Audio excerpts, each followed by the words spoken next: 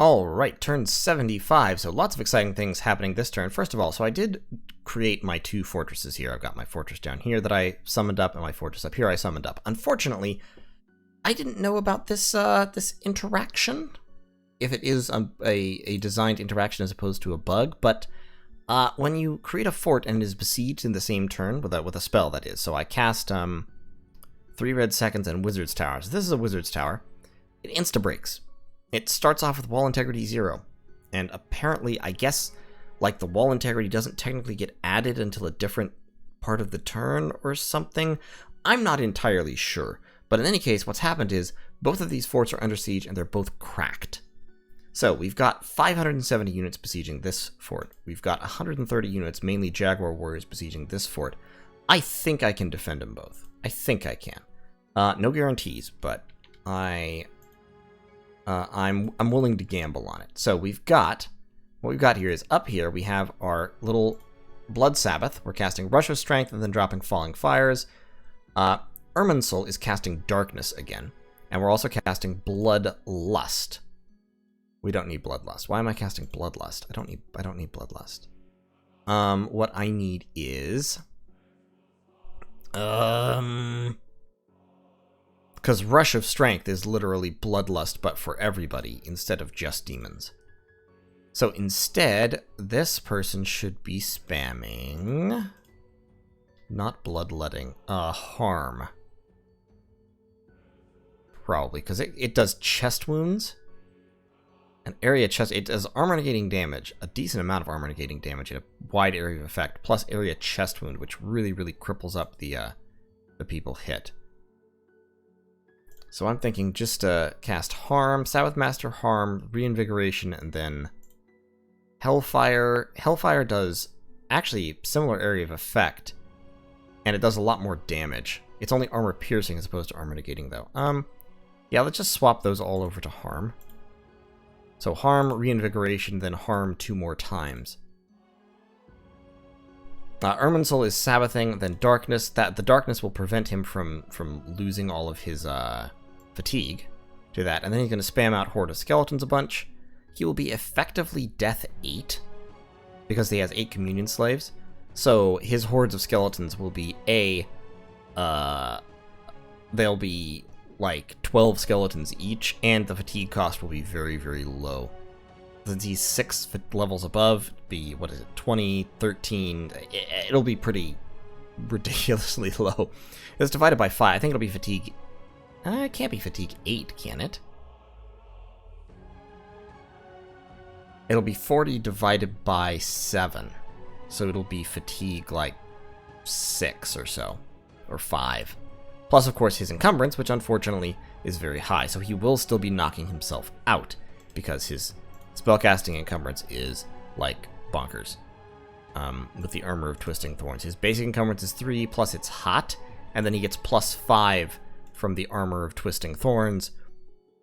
So, yeah, he is going to knock himself out. But in the process, as long as he gets the Darkness off, I think we'll be alright. We've got these 120 Fire Imps. With Darkness, they will effectively be way better than Jaguars, and their strength will go up by 4, so it'll be alright. I think we can hold this place. Down here, almost looks like it'll be a little bit trickier, but I've got a lot of stuff moving in and a lot of magic moving. So, we've got these guys need to hold and attack closest. So, we've got a whole bunch of trolls. We've got Hollow, we've got Erkenbald casting Serpent's Blessing, and then Howl. We've got these guys Sabbath Slaving. We've got Rush of Strength going on to give us all increased strength, and then Leech and Reinvigoration. We're casting Rain of Stones. We're casting Army of Lead. So that will give us all the extra armor.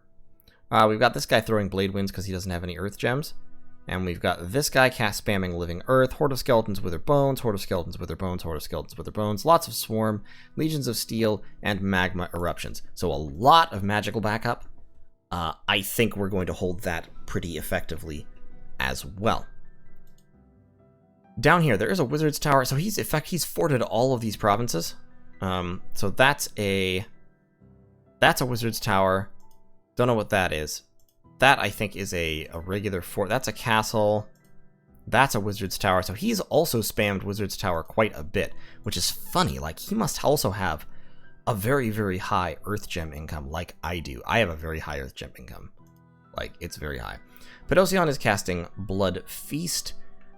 These three guys are going to go take that province back, I think. Vernac, who is blood hunting at the moment, is going to go take that province back.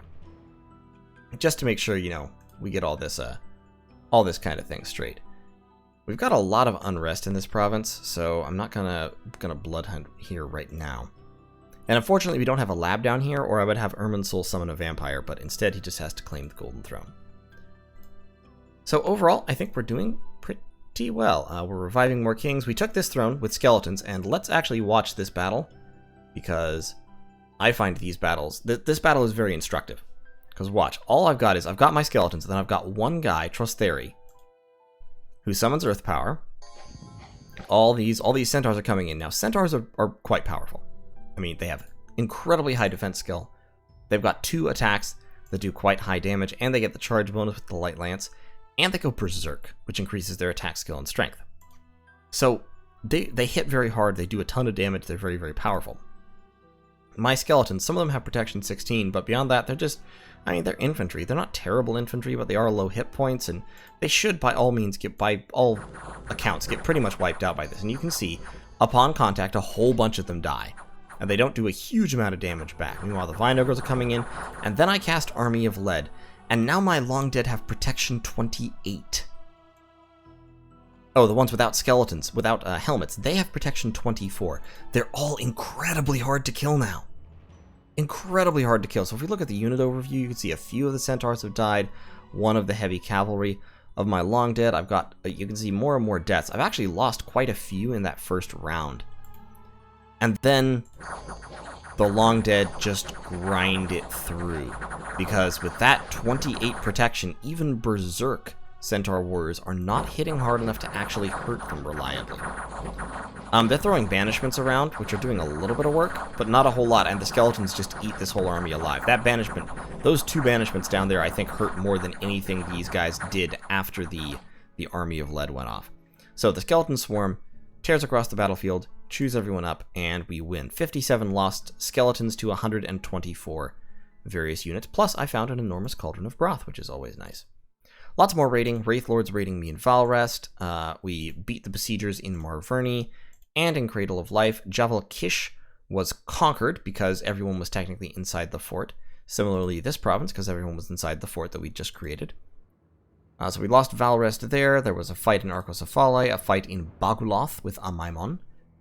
And overall, lots of raiding, but nothing terribly important. We also apparently left 3 archers here in Pazux holding the siege of Atlantis. Atlantis is going AI this turn, by the way, so I think he's actually been destroyed underwater. I think Therados just straight beat him, which is highly unfortunate.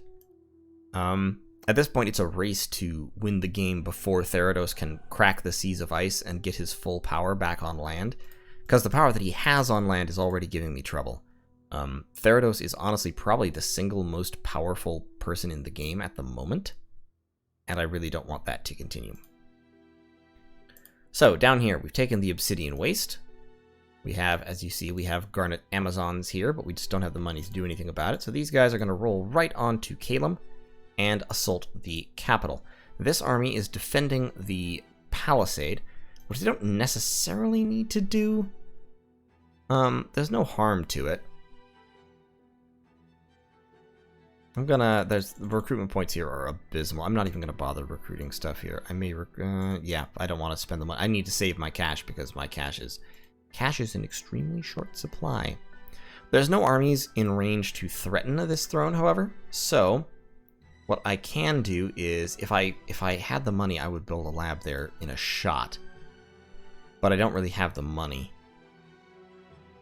I may turn my fire gems into money here. I think I will. I think I'm going to distill gold. Okay. Up here, Runo is going to cast. We are 1 blood slave short to bind a Heliophagus. Alright. What Joker has 1 blood slave we can take? What Joker has 1 blood slave we can take? I'm not seriously 1 slave short, am I? Hold up. Okay, 125. Now, where did those come from? Whose blood slaves did I just take away? Not theirs. Not theirs. Someone down here have blood slaves? Doesn't matter. Nobody here was using blood slaves. You should be forging those. Okay, so now we're going to bind another Heliophagus. Because, why not? Or I could cast 3 red seconds again. Come to think of it, let's actually cast 3 red seconds again and just fort the crap out of everywhere. Like every single possible province that we own that can be forted should be 3 red seconds. So let's cast 3 red seconds on Troya to prevent it from being raided away. And they might have somebody come in and crack the fort instantly, but then we've got troops up here that we can just move down to rescue. We've also got a Ring of Regeneration. So Amaimon is going to pop in. He's actually jumping over to Troya right now, which I don't really want him to do. I would like... Yeah, let's send Gizel over there. Amaimon should come in here. He's got Regeneration. What was he missing? He was missing shoes. We can give him Boots of the Messenger. Can he get over here? He can. He doesn't need to, though. Let's move him in here.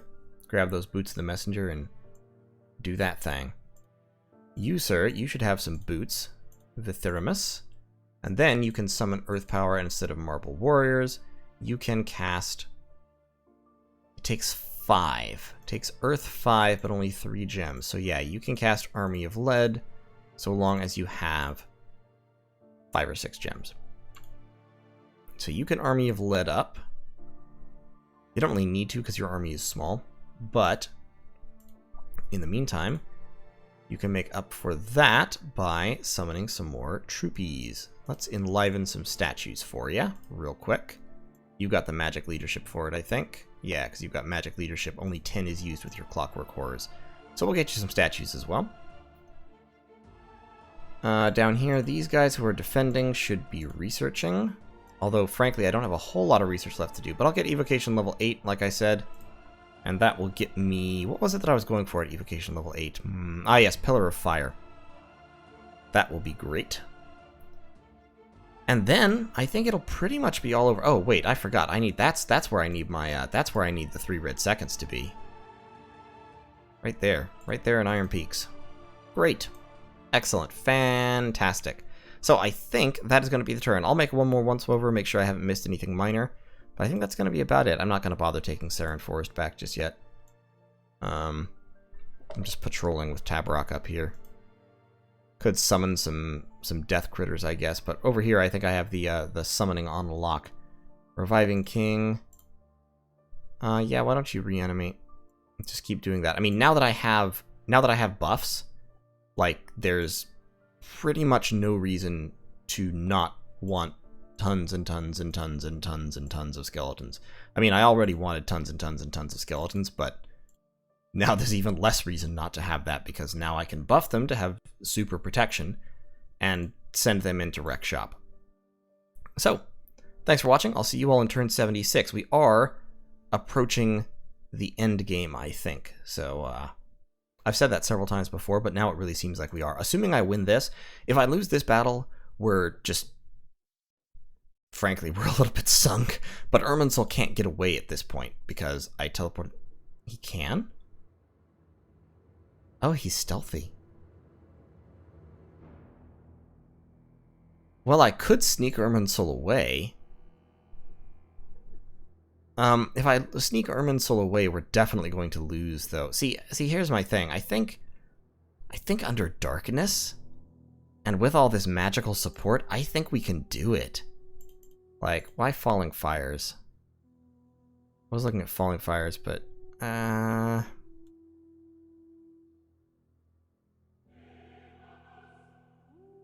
Prison of Fire, potentially. Or I'm just trying to think of what the very best thing that I can cast at this point would be. I actually almost think it would be Leech. Armor negating life drain. It's only AoE 1. Well, either Leech or Harm, maybe.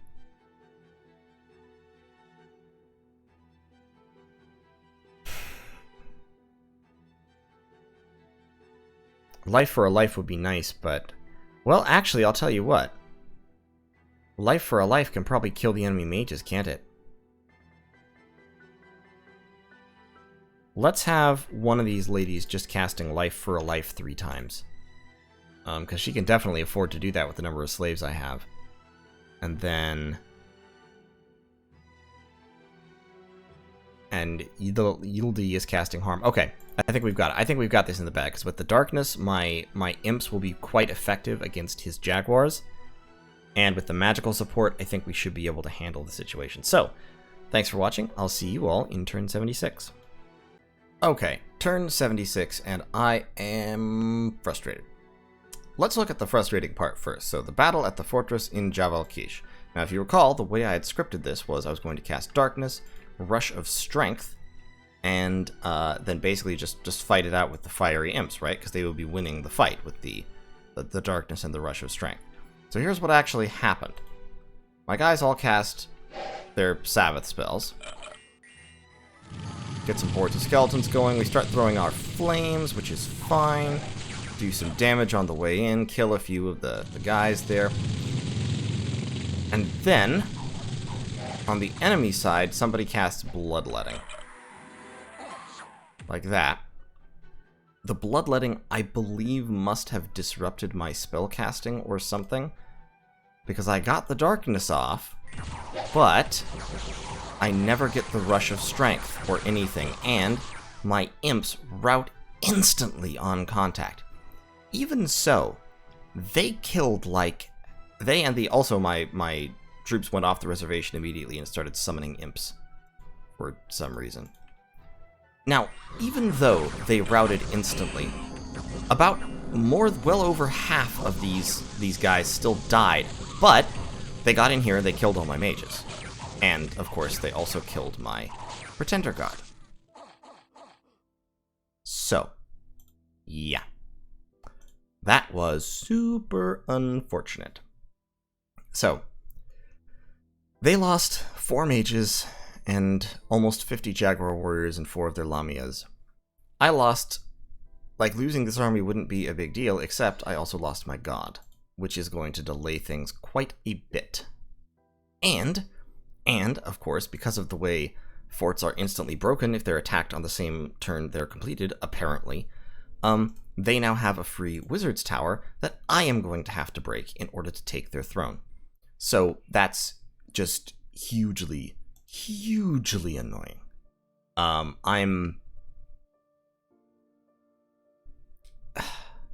If I had known it was going to insta-break as soon as it was sieged, I never would have built it here. I mean, that's the frustrating part. The frustrating part here is I really feel like this has to be a bug. And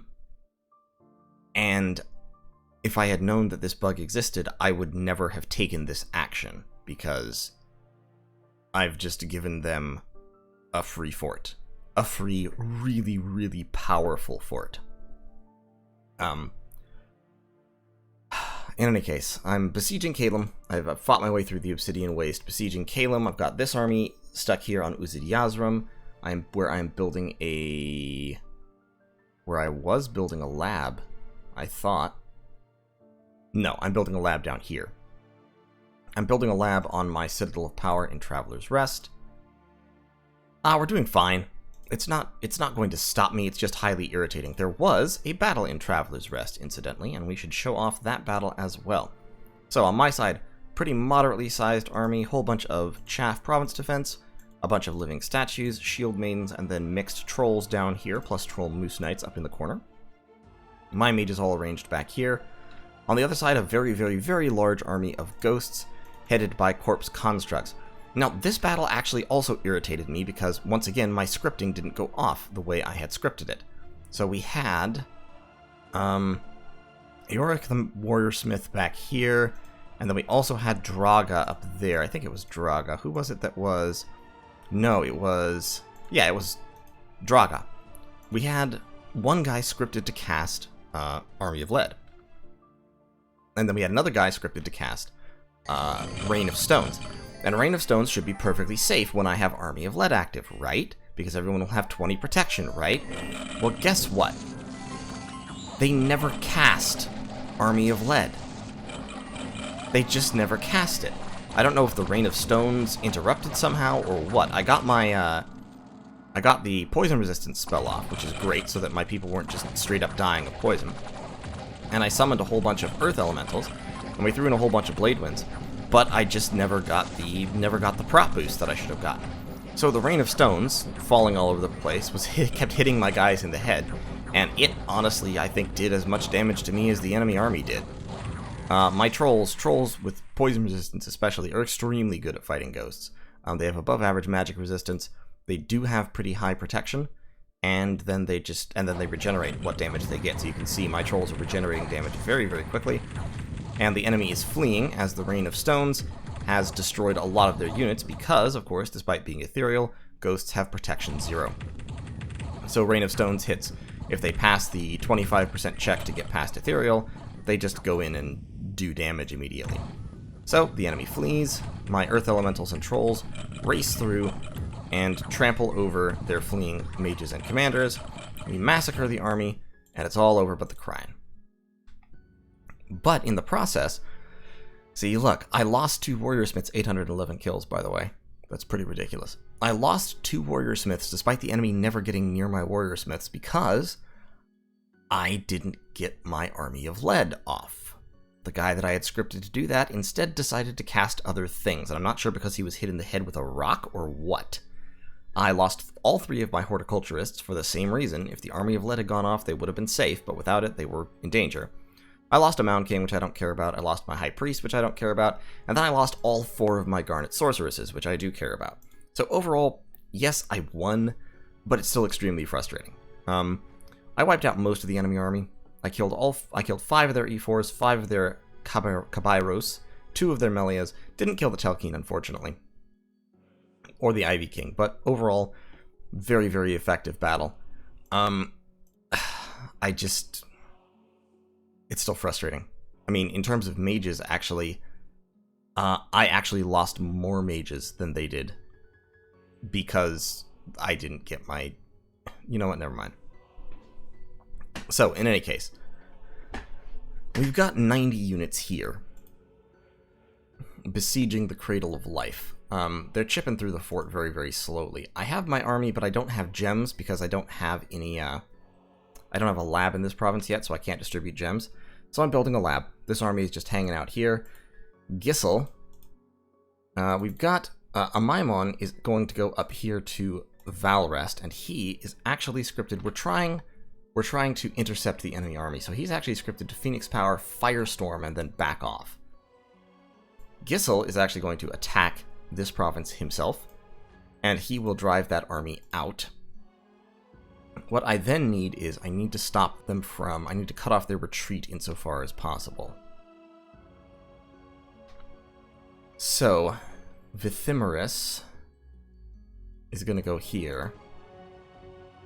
These skeletons, I can't Army of Lead because once again I'm out of gems and I don't have a lab here in Iron Peaks. And I really don't want to risk Arnold.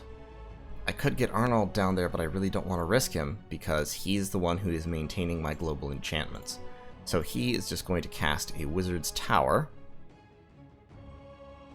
I was planning to cast the Wizard's Tower right here in Troya.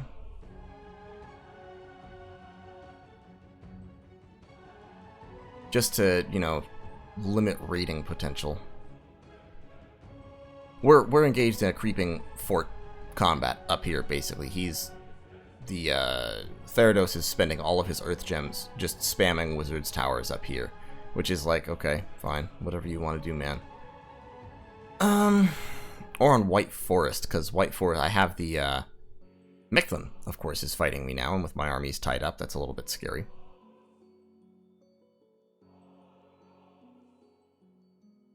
The question is, would it be more valuable to use these 50 Earth Gems doing something else? Yeah, let's drop the Wizard's Tower up there, although, actually, what I should also do is Barramond. These guys are moving, so we want to alchemize up some more Earth Gems, like 12 of them. And then we'll give some to Barramond, and we'll give some to Hrodik. So that way we can give them to Trostheri, and Trostheri can use them to cast Army of Lead on his increasing army of skeletons, because over here we're going to end up with over 200 skeletons. Close to 300 skeletons, actually, because that's 100...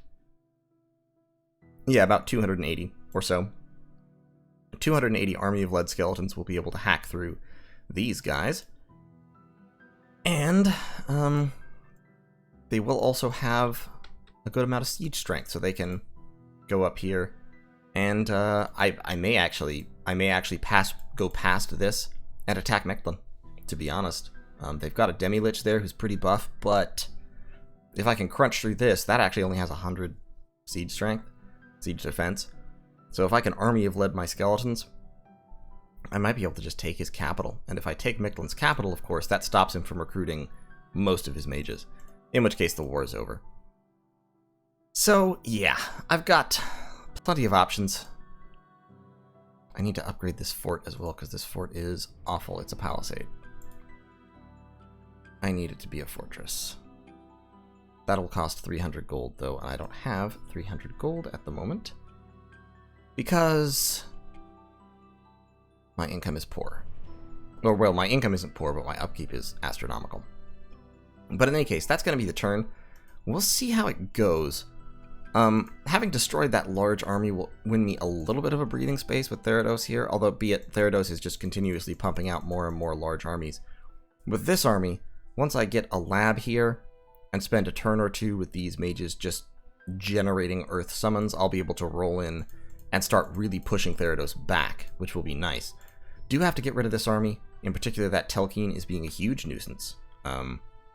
I don't care much about my population at this point, but like the damage that it just its BVC effect has done incalculable damage. Like, has dropped my income by a lot, very frustratingly. And so we will. We'll see what we can do. I'm so angry at this. I'm just really irritated. But it's okay. Like I said, it's not going to. Mechlin is not going to win this. Mechlin is not going to win a fight against me still. This army will be able to pretty much crunch through like all of this stuff. I don't see him winning. If I just Army of Lead, he might spam some kind, try to spam spells at me to try and like take over like Hellbind Heart or something like that. But the solution to that is just to set my guys back where they're out of range of Hellbind Heart.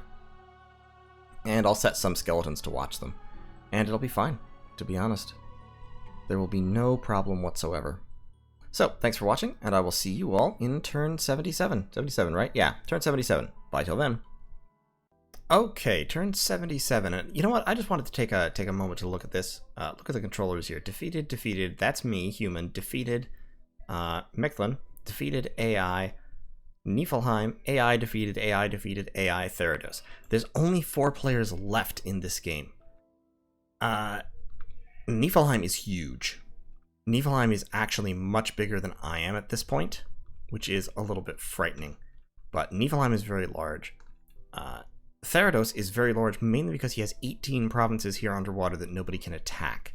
So, yes, he can't use them quite as effectively because of the Sea of Ice, but he has an unassailable base that gives him, you know, a lot of territory and a lot of free spawn and a lot of resources. And I think he's managing to get his free spawn above ground through like Gateway or something, because he seems to have a lot of free spawn on the ground, on land. So it's like Mechlin is not going to win. Therados is almost certainly not going to win. It's down to me or Niflheim, and this is going to be an interesting struggle. We're not fighting each other yet, but we'll see what happens. Since I've reached evocation level 7, I now have access to Pillar of Fire.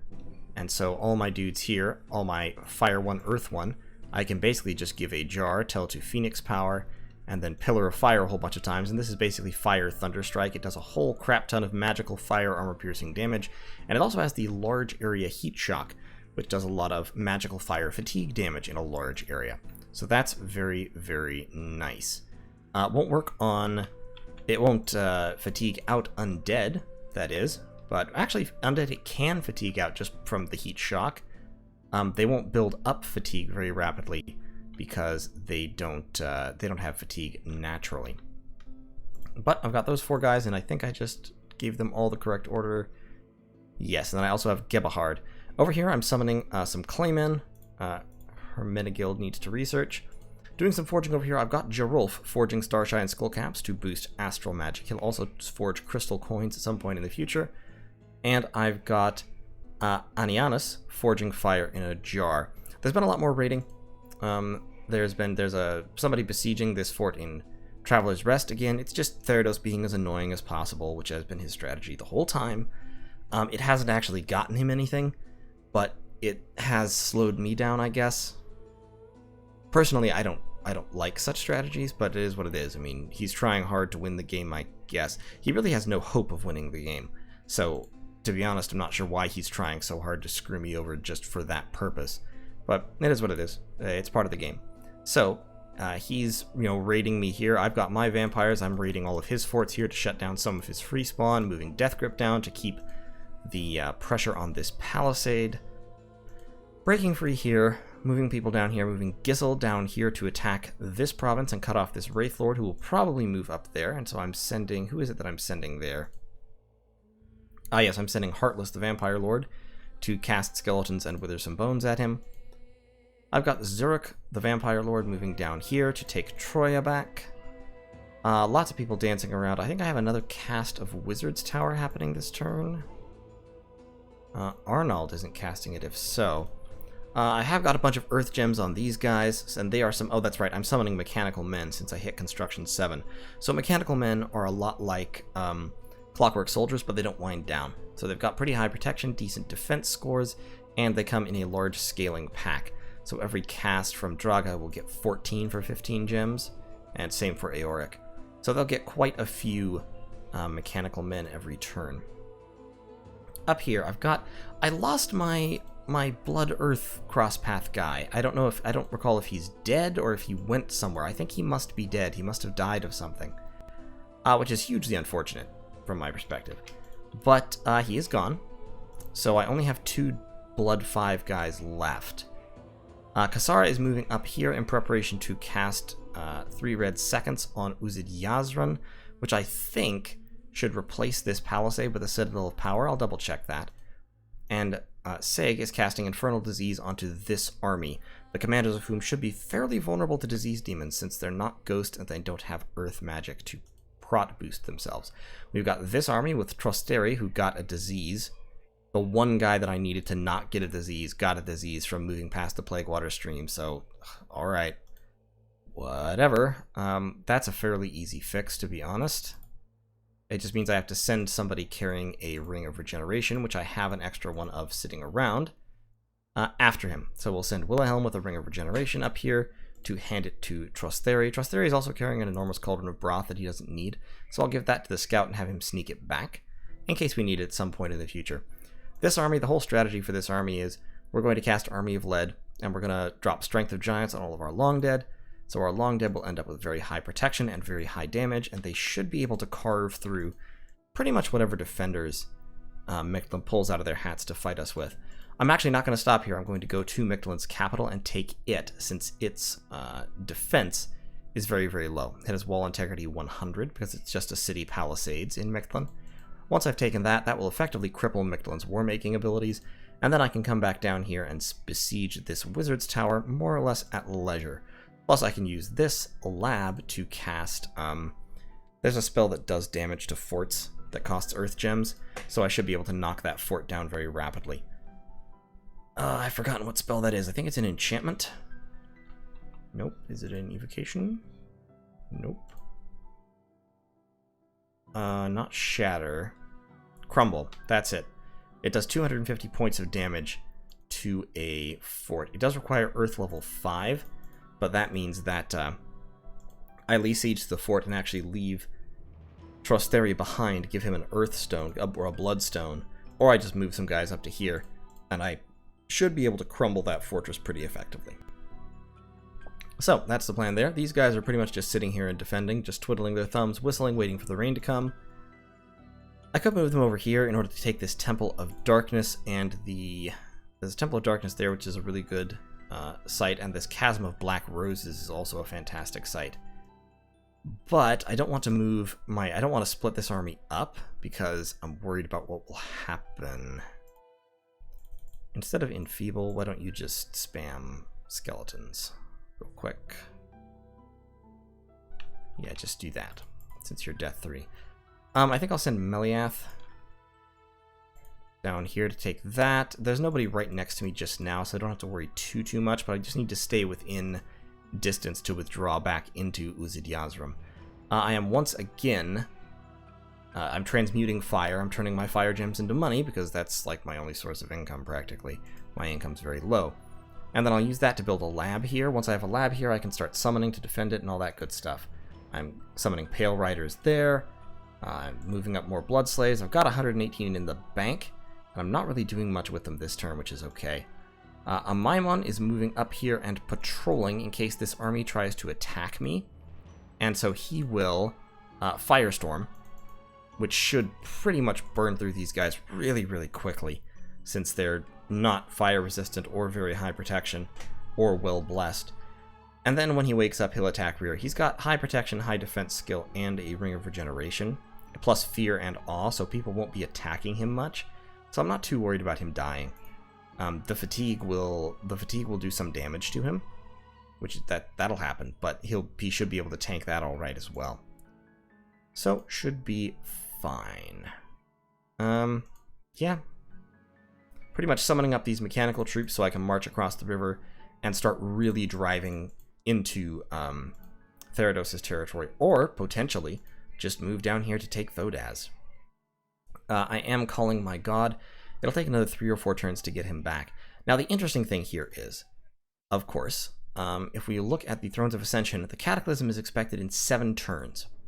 Once the Cataclysm happens, non-blood ritual magic and item forging becomes hugely dangerous.